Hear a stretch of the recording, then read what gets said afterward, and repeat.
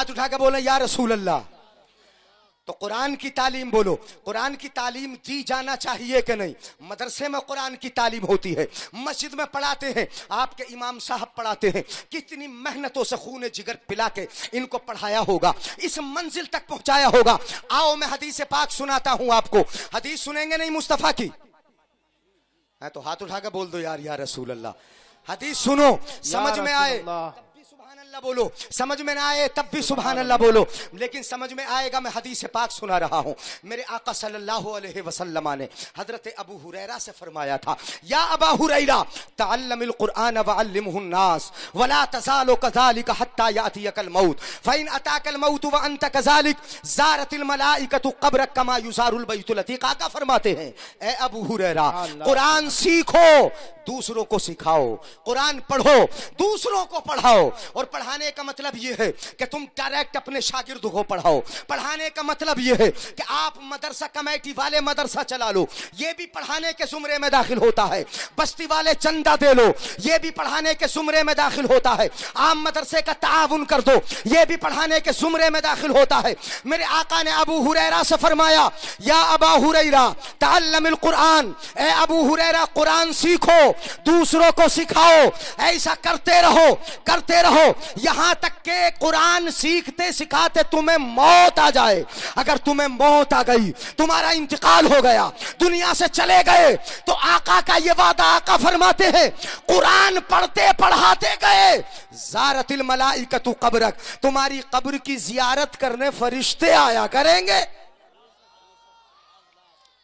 कौन आया करेंगे? बोलो जरा जल्दी से। तुम्हारे कब्र की जियारत करने के लिए फरिश्ते आया करेंगे।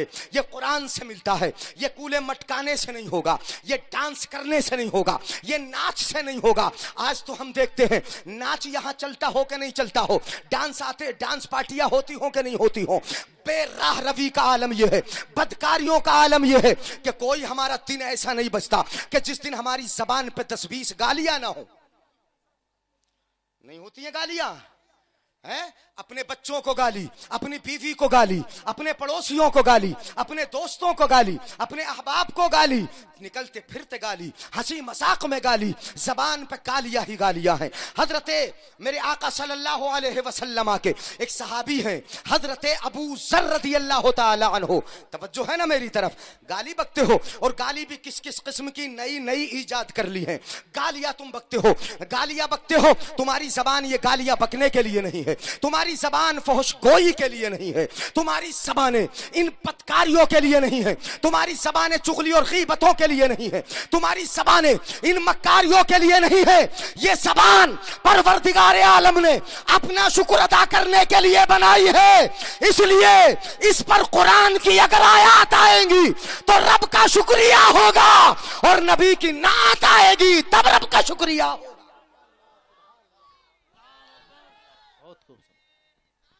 या रसूल अल्लाह,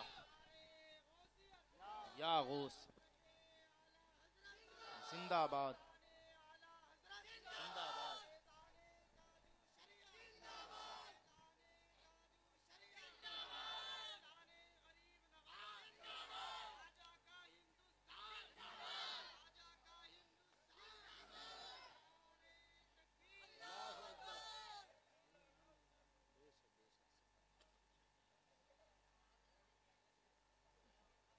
कैसा शोर है?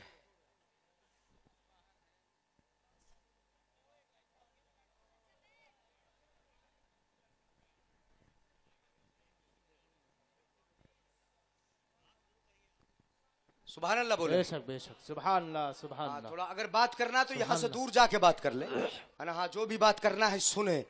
ये जमाना वो है, हालात ऐसे हैं कि ऐसे वक्त में अगर इस्लाह की जाए तो इस्लाह का अंदाज भी अगर हंसमुख इख्तियार किया जाए और आपको हंसाया जाए, आपको हंसी की अंदाज में अगर बताया जाए तो वाकई सुनने के लिए तैयार होंगे, वरना तो बाहर खड़े हो जाएंगे, इधर उधर चलना फिरना शुरू कर देंगे। जिनके जिस्म पर पैंट भी है तो वो सख्त वाली पैंट है कि चला भी सीधा नहीं जाता, कूले मटकाते चलता है, यानी वो उलमा को सिखाता है और उलमा को बताता है कि इन्हें क्या बोलना चाहिए और क्या नहीं बोलना चाहिए। जिस जिसकी चाल भी सही ना हो, जिसका लिबास भी सही ना हो, जिसका अंदाज भी सही ना हो, जिसकी जिंदगी रात दिन गालियों में और बुराइयों में गुजरती हो, वो इन उलमा स्टेज को बताते हैं कि क्या होना चाहिए और क्या नहीं होना चाहिए। फिर मैं यानी अफसोस करूंगा उन उलमा पर कि जो इनकी बात को मानकर इनको हंसाते हैं और हंसी मजाक में बातों को टाल देते हैं और पूरे जलसे का वो सत्यानाश करते हैं कि सिर्फ हंसी मजाक। हजरात, हमारे जलसे ये दीन के जलसे हैं, ये दीन की महफिलें हैं, ये रसूलुल्लाह की महफिलें हैं। इनका अदब जरूरी है, इनका अदब भी जरूरी है। और जो मुस्तफा की हदीस है और मुस्तफा के फरमान यहां बताए जाएं, उनको लेके जाना भी जरूरी है और उन पे अमल करना भी जरूरी है। बेशक बेशक, हक बात है। हम अगर ये करें, यानी मैं आपको इस अंदाज में बताऊं कि लिए फिर रिया है, उठाए फिर रिया है, या और तक क्या कर रही है, अगर ये अंदाज इख्तियार कर लूं तो यहाँ पे आके बैठ जाओगे सब। ये चलना फिरना नहीं, दौड़ना बंद कर देंगे। ये सुने, मैं तो हदीस शरीफ सुना रहा हूं मुस्तफा की आपको। अब हमारा अखलाक और किरदार ये है कि गालियां बकें अपनी बीवी को, गालियां बकें अपने बच्चों को, गालियां बकें अपने पड़ोस वालों को, दिन भर गालियों से बात करते हैं। मेरे आका के गुलाम हैं हजरत अनस रदी अल्लाह तआला अन्हु। एक बच्चे की बात मैं बता रहा हूं, सुनो। छोटा सा बच्चा है, हजरत अनस रदी अल्लाह तआला अन्हु खादिम है। छोटा सा बच्चा 8 साल की उम्र है, मुस्तफा की खिदमत करते हैं और खिदमत करते हुए मुस्तफा की बारगाह में क्या नहीं लाते होंगे, खाना भी पेश करते हैं, वुजू का पानी भी पेश करते हैं। अब बर्तन होते हैं मिट्टी के, मुस्तफा के मिट्टी के बर्तन, उसमें खाना मुस्तफा की बारगाह में पेश करते। बच्चा है, कभी हाथ से बर्तन छूट सकते हैं, टूट सकते हैं। बर्तन अगर टूट जाएं तो ख्याल होता है घर वालों को, और खासकर घर की औरतों को ज्यादा ख्याल होता है कि बर्तन तोड़ दिए, हमारा कप तोड़ दिया, हमारा गिलास तोड़ दिया, टूट सकते हैं। हजरत अनस एक मर्तबा बर्तन ला रहे हैं, मिट्टी के बर्तन हैं, मुस्तफा की बारगाह में खाना पेश करते हैं। बर्तन हाथ से गिर जाता है, बर्तन टूट गया।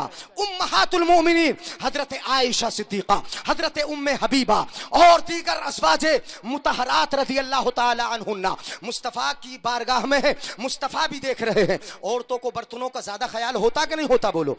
उम्महातुल मोमिनीन ने भी देखा कि बर्तन तोड़ दिए अनस ने, बर्तन टूट गए हैं। उन्होंने सोचा कि अनस को बुरा कहा जाए, अनस को कहा जाए तुमने बर्तन क्यों तोड़े हैं। तुम्हारा बर्तन टूट जाए तुम बुरा कहना शुरू कर दोगे, अगर तुम्हारा अपना बेटा ही तोड़ दे उसको डांट लगा दोगे। लेकिन मुस्तफा का बर्तन टूटा, मिट्टी का बर्तन टूटा, उम्महातुल मोमिनीन उनको बुरा कहना चाहती है।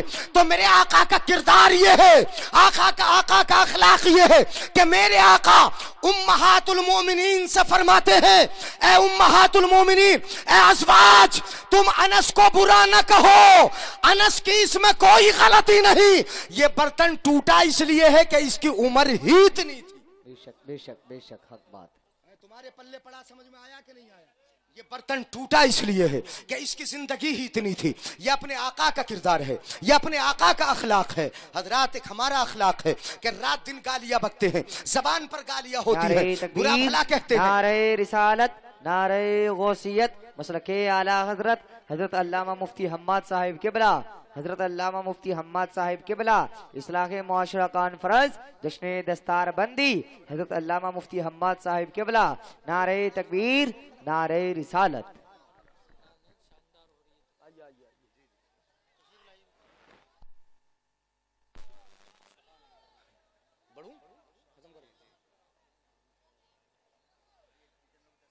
हाँ, यही तो सोच रहा हूं मैं। एक तो हो ही जावे। सुभान अल्लाह बोले।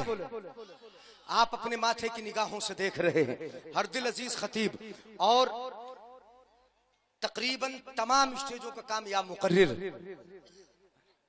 बहुत छोटी उम्र में माशाअल्लाह जल्दी तरक्की करने वाले हजरत अल्लामा मौलाना मुफ्ती हम्माद ज़ीद मजदुहु वसल्लमहुर रहमान यहाँ पर तशरीफ फरमा है।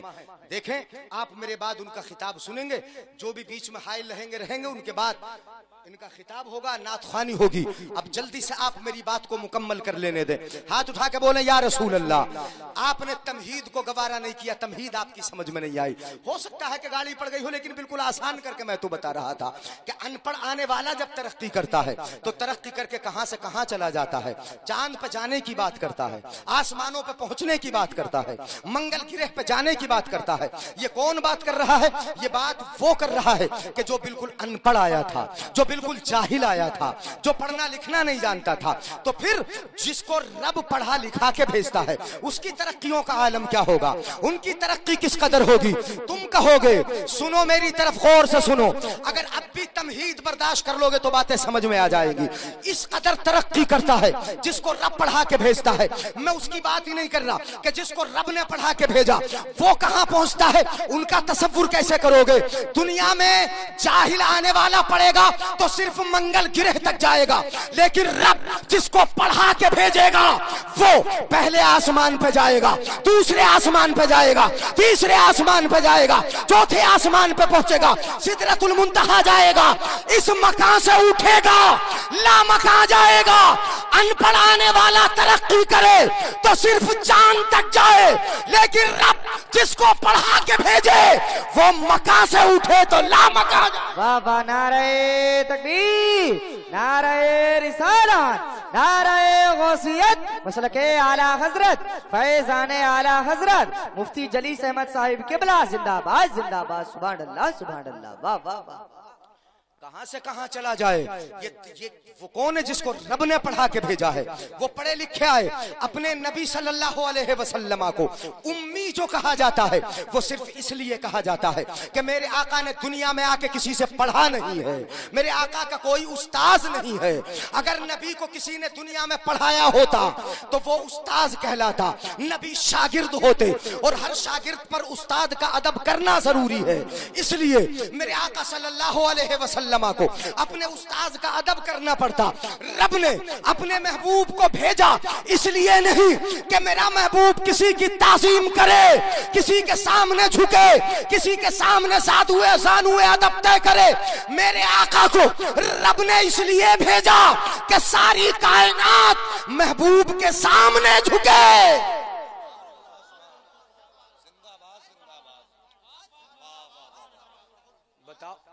वो मर्तबे में बड़ा होता, उस्ताद मर्तबे में बड़ा होता है और शागिर्द मर्तबे में। मेरे आका ने दुनिया में आके पढ़ा, किसी से पढ़ा, किसने पढ़ाया? फिर रब ने, अल्लाह ने पढ़ा के भेजा। उम्मी का माना अनपढ़ नहीं है जो जाहिल करते हैं। उम्मी बोलते नबी उम्मी है, अनपढ़ है अनपढ़। माज़अल्लाह, अनपढ़ आने वाला तो तरक्की करे तो कहां से कहां जाए। काश तुमने नबी की तरक्की को देख लिया होता। वो सरवरे किश्वरे रिसालत जो अर्श पर चल वगर हुए थे, नए निराले तरफ के सामा अरब के मेहमान के लिए थे, अरब के मेहमान के लिए थे। और अर्श हक है मसनदे रिफात रसूलुल्लाह की, देखनी है हश्र में इज्जत रसूलुल्लाह।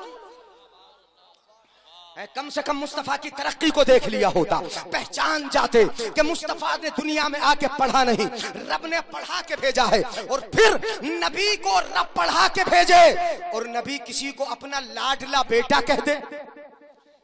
मैं तरक्की बता रहा हूँ, लाडला बेटा कह दे कि वो मेरा लाडला बेटा है। आला हजरत अजीमुल बरकत इरशाद फरमाए, तेरी सरकार में लाता है रजा उसको शफी जो मेरा गौस है और लाडला बेटा तेरा।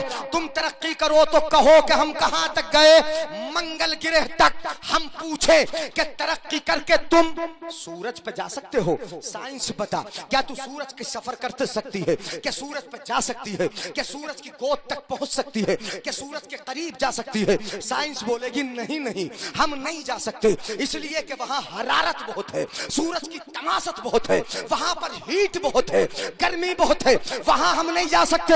ये साइंस बोलेगी हम नहीं जा सकते सूरज तक, हम नहीं पहुंच सकते सूरज तक।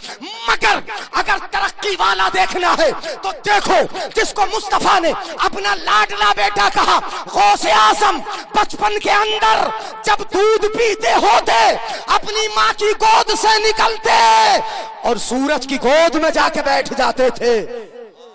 अल्लाह सुभान अल्लाह, जिंदाबाद जिंदाबाद, नारे तकबीर, नारे रिसालत, नारे गौसियत, जिंदाबाद।